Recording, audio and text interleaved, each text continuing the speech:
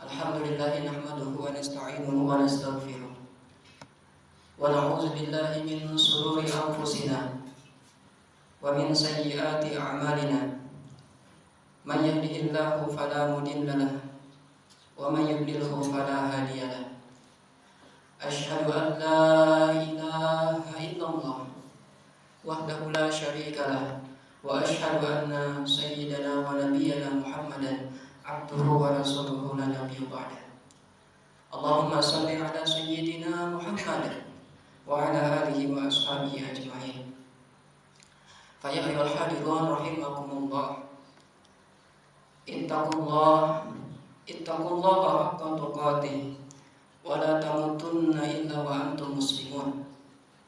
Wa qala ta'ala يا أيها الناس اتقوا ربكم الذي خلقكم من نفس واحدة وخلق منها زوجها وبث منهما رجالا كثيرا ونساء واتقوا الله الذي تساءلون به والأرحام إن الله كان عليكم رقيبا يا أيها الذين آمنوا اتقوا الله وقولوا قولا سديدا يصلح لكم أعمالكم ويغفر لكم ذنوبكم ومن يطع الله ورسوله فقد فاز فوزا عظيما فإن أصدق الحديث كتاب الله وخير الهدي هدي محمد صلى الله عليه وسلم وشر الأمور محدثاتها وكل محدثة بدعة وكل بدعة ضلالة وكل ضلالة في النار فيا الحاضرون رحمني ورحمكم الله.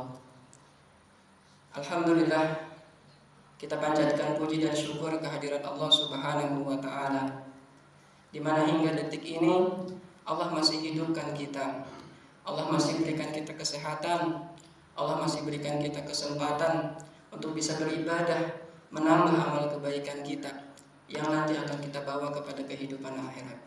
Mudah-mudahan Allah menerima ibadah Jumat kita hari ini. Amin Allahumma amin. Salawat serta salam kita haturkan kepada Nabi kita Muhammad sallallahu alaihi wasallam yang begitu besar jasanya pada kehidupan kita, memperkenalkan agama ini, memberitahu kepada kita mana jalan yang benar, mana jalan yang salah, agar kita tidak tersesat di dunia ini. Karena kehidupan ini cuma sementara. Semoga keselamatan juga menyertai seluruh keluarga keturunan beliau, para habaib, para syarifah, dan kaum muslimin dan muslimat hingga akhir zaman. Para hadirin rahimani wa rahimakumullah.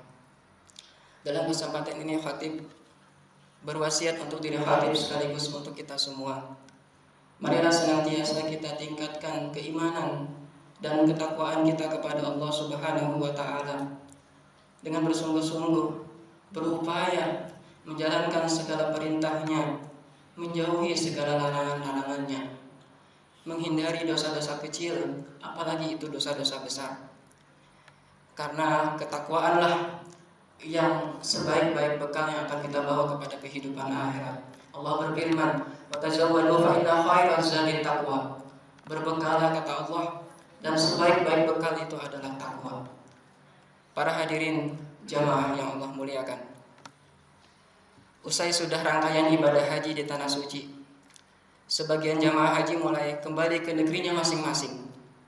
Tidak ada harapan dan cita-cita para jamaah haji kecuali meraih predikat haji yang mabrur.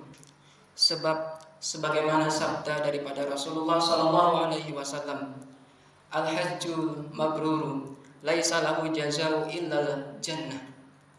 Kata Rasul sallallahu alaihi wasallam, haji yang mabrur itu tidak ada balasannya kecuali surga. Sekali lagi hati ulangi, haji yang mabrur itu tidak ada balasannya kecuali adalah surga. Hadis riwayat Bukhari dan hadis riwayat Muslim. Karena itu haji adalah salah satu ibadah yang utama, bahkan kedudukannya sejajar dengan jihad fi sabilillah. Nabi SAW bersabda, "Al-ghazi fi sabilillah wal hajju wal mu'tamiru wafdullah. Da'ahum fa'jabuhu wa sa'alu fa'atahum."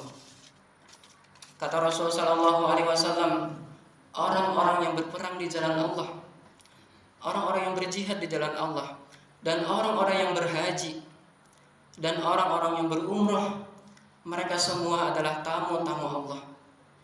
Allah mengundang mereka, mereka pun memenuhi undangannya.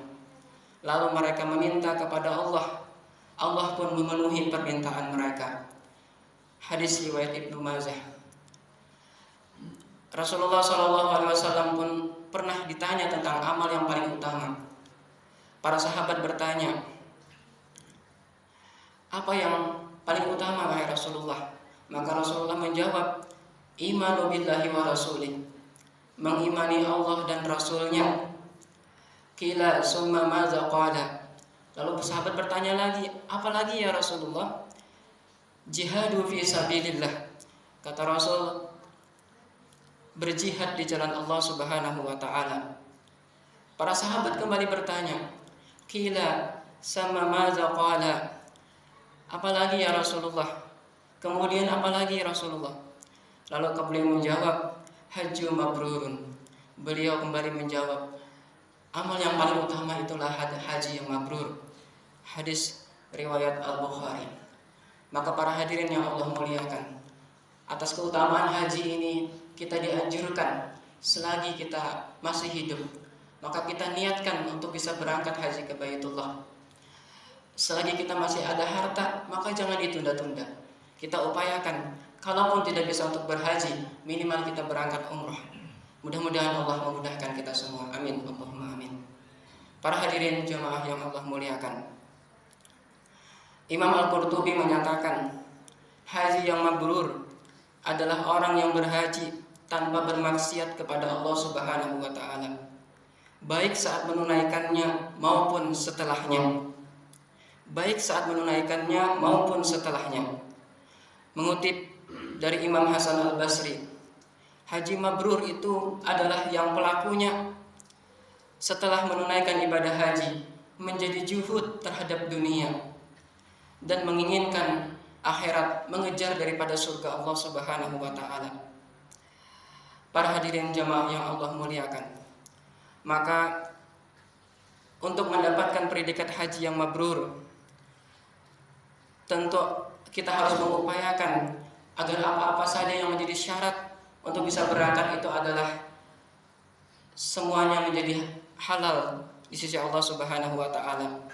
Tidak pantas seorang mendapatkan predikat haji yang mabrur jika dia berangkat dengan uang yang haram, seperti daripada hasil korupsi, hasil riba, merampas harta milik orang lain. Dan dia pun tidak patut mendapatkan status haji yang mabrur jika usai menunaikan ibadah haji justru kemudian menceburkan diri kembali ke dalam kemaksiatan. Para hadirin jamaah yang Allah muliakan, ketahuilah berhaji bukan saja memenuhi dimensi ruhiyah atau spiritual, tapi juga mengundang dimensi sia-sia dan perjuangan. Melalui ibadah haji, Islam meleburkan umatnya menjadi satu kesatuan tanpa perbedaan suku, ras, warna kulit maupun strata sosial. Allah menggambarkannya dalam firman-Nya dalam Quran surah Al-Hajj, wa azan finnas bil haji ya'tuka rijalan wa ala kulli damiri ya'tina min kulli fajjin amiq. Serulah manusia untuk mengajarkan ibadah haji. Niscaya mereka akan datang kepadamu dengan berjalan kaki dan mengendarai unta yang kurus. Mereka datang dari segenap penjuru yang jauh. Quran surah Al-Hajj. Dan saat haji wada, lihatlah apa yang dipesankan oleh baginda Nabi SAW saat khutbah beliau. Pertama, beliau menyampaikan saat perpisahan sebelum beliau dipanggil oleh Allah Subhanahu wa taala. Beliau berwasiat kepada kita, darah dan harta sesama muslim adalah terpelihara. Jangan sampai kaum muslim menumpahkan darah di antara sesama mereka. Dan yang kedua, kata Rasulullah SAW, adalah kewajiban menunaikan amanat, termasuk di dalamnya amanah kekuasaan untuk melayani dan melindungi umat. Jagalah umat yang kita lindungi agar senantiasa taat kepada Allah Subhanahu wa taala. Dan yang ketiga, dari wasiat haji wada adalah sistem ekonomi agar ribawi dihapuskan selama-lamanya. Dan yang keempat, menjaga aturan Islam dalam rumah tangga dan kewajiban mendidik istri. Yang kelima, kewajiban umat menjaga persatuan dan kesatuan. Dan yang keenam dari khutbah Haji Wada Rasulullah adalah kewajiban dalam berpegang teguh pada kitabullah dan sunnah Nabi SAW. Jika kita tidak ingin tersesat, dan sebaliknya umat akan tersesat jika berpaling pada ajaran dan sistem kehidupan selain daripada Islam. Para hadirin jamaah yang Allah muliakan, pada Haji Wada turun firman Allah Subhanahu wa taala yang berisi ketetapannya tentang kesempurnaan Islam sebagai sistem kehidupan kita.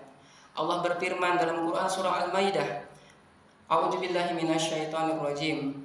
Al-yawma akmaltu lakum dinakum wa atmamtu 'alaikum ni'mati wa raditu lakumul Islam madina. Pada hari ini telah kusempurnakan untuk kalian agama kalian, telah kucukupkan nikmatku untuk kalian, dan telah kuridhoi Islam sebagai agama kalian. Quran surah Al-Maidah. Saat itulah Allah Subhanahu wa taala telah menetapkan Islam sebagai sistem kehidupan yang sempurna dan menyeluruh, bukan saja mengatur ibadah ritual termasuk ibadah haji, tapi mengatur seluruh aspek kehidupan kita. Karena itu, sudah sepatutnya kita kaum muslimin untuk menjadikan Islam sebagai aturan kehidupan kita, melaksanakannya dalam seluruh aspek kehidupan kita, baik aspek pribadi kita, aspek rumah tangga kita, aspek sosial, termasuk aspek dalam bermasyarakat dan tuntunan mengatur kehidupan masyarakat atau bernegara. Mudah-mudahan Allah senantiasa memberikan taufik dan hidayah kepada kita semua. Barakallahu li wa lakum bil Qur'anil azim wa nafa'ani wa iyyakum bima fihi minal ayati waz zikril hakim wa taqabbalallahu minna wa minkum tilawatahu innahu huwas samiul alim. Wa aqulu qawli hadza fastaghfirullahal azim innahu huwal ghafurur rahim.